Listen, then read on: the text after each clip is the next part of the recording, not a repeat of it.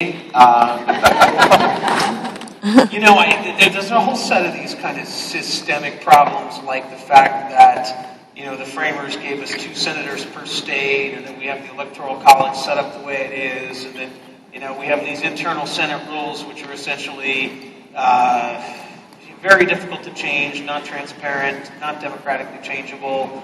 On the other end of the spectrum, we have strange things that one would think are actually, great democratic processes like the referendum system in California, which in fact, in actual practice, don't work and end up locking a third of the California budget or more up in a bunch of, nonsensical and very expensive projects that the state legislature can't do a thing about, and therefore cannot balance the budget.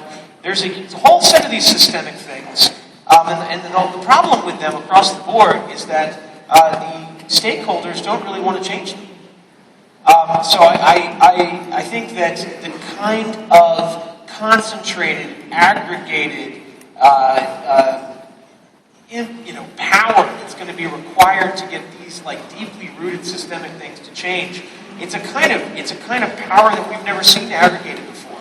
So it's going to take a mass movement, mass consciousness, and an incredible set of tools for actually unlocking the power that each and every one of us has, stored within our social capital, represented on our social networks.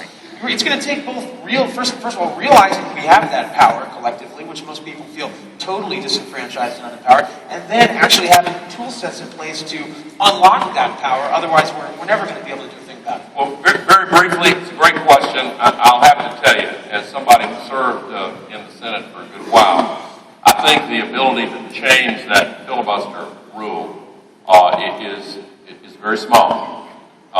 They tried a novel approach at the beginning of this Congress, and it was squelched.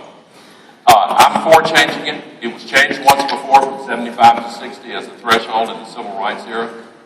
Look back at why that changed. The conversation about civil rights was one. Young people and others asked others, hey, tell me again why it's okay to discriminate against people on the basis of the skin color? And they couldn't answer the question. When the conversation was won, then the pressure was on to do what was necessary to pass civil rights legislation. I think today, rather than focus on the mechanics of the filibuster rule, the urgent priority is to change the nature of the democratic conversation and to use this magnificent set of digital tools on the World Wide Web, on the internet, in social media, in apps, and elevate the role of reason and truth.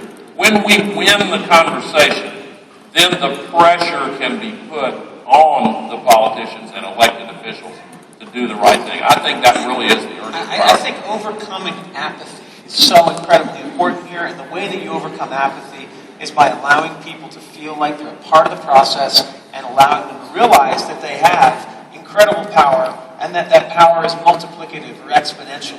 It's not just their one vote, that everyone actually has this extraordinary power to influence the process. And what we need are a set of wins.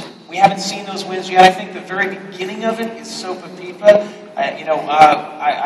I've taken a calling that for the internet has been kind of passive and docile, and we've been exceptionally apathetic for one of the most powerful industries in the world, maybe the most powerful, certainly the one that's creating the most new economic growth in the United States, that is setting a model for how other industries, that all other industries would aspire to. For all of that being true, our political apathy is somewhat pathetic. And it was sopa-pipa that first awakened this sleeping giant. It was sort of like, I've been calling it Nerd Spring. So, it's kind of like the Arab Spring, but, the South by Southwest version of it. Yeah. Is there only one microphone, or should I alternate? Is there another one? There's only one. Okay, right there then.